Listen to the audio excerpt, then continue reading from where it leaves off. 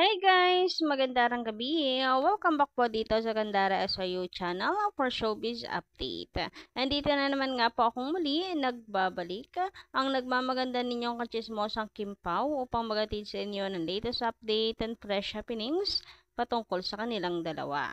And para nga sa gabing ito ang atin pong pag-uusapan na may kinalaman po dito sa nasoko ng mga fans sa Kim Pao. Yung pagpunta ni Paolo Avellino sa Showtime kasi nahagip po siya ng camera and hindi po matatanggi na si Paulo Avellino yon. Meron po tayong syempre para makasigurado ay naghanap din tayo ng evidences na si Paulo Avellino ito and meron tayong nakita guys. So ito po excited akong i-share ito sa inyo. But before that, yung mga hindi pa nakaka-subscribe dito sa ating channel, i-click nyo na agad-agad yung subscribe button at notification bell para mag-updated po kayo at ma-notify sa susunod nating mga balita. Basta mga balita na may kinalaman kay Kim and Paolo Avellino, sagot na po natin yan. So, sa gabing ito, nais ko pong pag-usapan natin muna ang tungkol dito sa reaksyon ng mga fans sa pagiging calendar girl ni Kim Chiu sa 2025 ng Tanduay. Well, hindi pa man po nire-reveal na si Kim Chiu ito, pero ngayon pa lamang marami na pong nagsasabi na si Kim ito, lalo na po mula sa mga Kim Pao fans. Talagang si Kim Chiu po ang bagong calendar girl ng Tanduay, and ito ang kanilang komento. I don't think na magiging malaswa ang mga gagawing kuha kay Kim. Maraming artistang naging calendar girl na hindi naman masagwa ang mga pictures. Naku, sana nga. About sa mga artista, actually, talagang malaswa rin yung iba eh. Ang sagwa ko pa tingnan. Well, dito kay Julie Ann San Jose, medyo na-amaze ako kasi hindi siya pangit, hindi siya masagwa tingnan, hindi siya bastusin, ganon. So, I hope na ganun din po ang gawin nila kay Kimi dahil conservative po si Kim Chiu. Hindi rin siya pala swimsuit. And the mere fact na pumayag po si Paulo Avellino, sinusuportahan siya, sana gawin naman po nung management ng may say po dito sa ni Kim, yung part nila na ingatan po si Kimberly. Yan lang naman po ang request ng mga fans para suportahan din at the same time yung product, 'di ba? Kasi to be honest, meron pong mga fans na hindi po pumabor kasi dapat good role model daw po itong si Kimi. Anyway, sabi pa dito, hindi naman siguro daring masyado at hindi si Kim papayag sa sobrang daring. Kilala natin si Kimi, conservative. And naniniwala po ako dyan. Tiwala lang po kay Kim. And at the same time, support lang. Support lang kung tunay po tayong fan, hindi ba? Anyway, dumako naman nga po tayo at pag-usapan ito pong nahagip sa video ni Miss Gladys Reyes na lalaking naka-hoodie jacket or sweater. Nakipagtalo na ba ang lahat? Nakapag-zoom in, zoom out na po ba ang lahat? Naduling na ba ang lahat para lang kumpirmahin kung si Papi Paulo nga ba ito? So, well, nandito ako guys para tulungan kayo na alamin kung si Paulo Avellino nga ito. Sapagkat meron tayo nakitang picture ni Papi Paulo. Ayan, syempre napag-google tayo. So, dito sa kanan, makikita nyo, naka-hoodie jacket si Papi Paulo. And kakulay po nung jacket na nahagip po doon sa video ni Miss Gladys Reyes. And same, na para nakasombrelo. Parang parehas yung outfit. Kaya ako kumbinsido na si Papi Paulo ito. Ngunit subalit tatapwat, meron pa po ako nakitang pruweba guys na si Paulo Avellino talaga ito. Gusto niyo bang malaman? Secret, di ko sasabihin, charot lang. So ito guys, ibabahagi ko sa inyo. Titigan niyo pong mabuti ang suot ni Paulo Avellino dito. Ni Boy hoodie jacket, hoodie man. Hindi yung face, yung jacket mismo, pagmasdan yung maigi guys.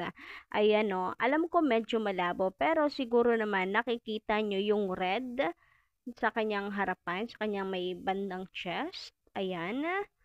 So, nakikita nyo ba? Pa-comment ka lang po dyan sa baba. And, alam nyo ba guys, na meron akong nasoko na kung saan ay may gantong jacket talaga si Paolo Avellino. And eto yun guys, isi-share ko sa inyo. Tcharam! Ayan. O, diba? Wala lang yung tali. Siguro nasa likod. Nakatago. Pero, parehas yung jacket. I mean, parehong hoodie, sweater na may red dito, banda sa dibdib. Old photos na po ito ni Paolo. Talagang ano kasi ako, hindi mapakali. Talagang naganap akong ebidensya. Talagang nag-research ako guys kung may ganyang jacket ba si Paolo Avellino. And kakulay pa, hindi ba? Ayan o, yan, pagsasamahin na natin para mapag-compare natin. So, tingnan yung maigi. Ayan, magkatabi na yan. Tingnan yung maigi. Para sa akin, parehas eh. Hindi nga lang kita itong tali na sinasabi ko. Baka nga nasa ilalim, pinailalim, sinusuot-suot yung hoodie. Paolo Avellino ang tingin ko talaga guys dito. Kayo ba? And kung hindi pa rin po kayo kumbinsido, ay hahanap pa po ako ulit ng ebidensya para lang maano kayo, mapilit na si Paolo Avellino yan. Charot. So, yun na yung best na nagawa ko, na kinaya ko para maganap ng ebidensya guys na si Paolo Avellino yan. Bukod sa Festlock na Paolo Avellino ang dating sa jacket, meron tayong nakita na parehas, 'di ba? Parang naka-hood ito dito na nakasombrero pa plus itong nakita nating picture again ni Papi Paolo na naka-hoodie tas nakasombrero pa. Parehas na parehas talaga eh, yung color. Basta. Ako talagang kumbinsido na si Paolo Avellino yan. Ano pa bagang ebidensya guys? Nauubusan na ako ng kakasoko, kakasearch para lang mapatunayan na si Paolo yan. Dilulumatch eh. Anyway, marami din pong nagsasabi talaga. Sabi nga dito, pakititigan yung maigi. Kung si Derek yan, sasabihin agad ni Kimi na hindi ako pinayagan ni Derek. Ang kaso si Pau. Ang kaso si Pau nga. Kaya tinuro na lang niya. Sabay-sabi, hindi niya ako pinayagan. Sweet lang ng Kim Pao, which is true. Kung si Derek yun, dire-diretso. Pero tumuro sa likod, hindi sinabi ang pangalan. Basta, hindi ako pinayagan ni sabay lingon sa likod, turo. Oh. Diba gets agad? Balita ko parang ayaw mo pa raw magpa-harness. Totoo ba? Oo, Noong una? pero hindi ako pinayagan. Siyempre naman. O diba, hindi niya binanggit kung sino yung hindi po pumayag, tinuro niya lang. And then, kami pa dito, pare-parehas sila ng kanilang komento guys. Hindi po pwedeng umi-standby dyan si Derek Loren at hindi nagsusuot ng ganyan si Derek, lalo na sa showtime. Kaya nga, dapat formal yung suot niya pag nandyan siya. Anyway, sabi dito, bukod tanging si Pau lang ang ganyan. Kasi nga, Ninja Boy, lagi siya naka-hoodie. Saka, magginaw po sa showtime. Kaya lagi ganyan suot ni Pau. Mas maganda si Miss Gladys. Ask natin or ask nyo dyan if sasagutin kayo. Kaya nga, naku Miss Gladys, konting ayuda pa po, please. Kailangan namin yan. Kung hindi, mapupuyat na naman kami kakahanap ng kasagutan.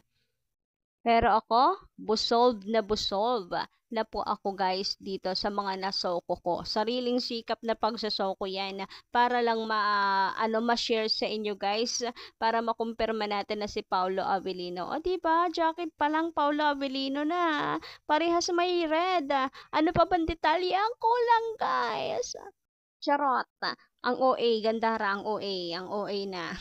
Anyway, ayun na nga. Basta ako 1001% Paolo Avellino yan. From the face, from the jacket, from the cap, and from sinisigaw ng aking puso. Charot. Si Paolo Avellino yan. Pero tama din yung isa po nating commentor. Ang maganda niyan, ang tanongin natin is si Miss Gladys Reyes. Kalampagin nyo na guys. Itanong po natin lahat. Kalampagin na po natin ang comment section. Baka bigla pong sumagot. Ay! naku po yun, ihanda ang heart guys. Kasi panigurado i-confirm niya yan. At charot. Syempre, thinking in advance lang.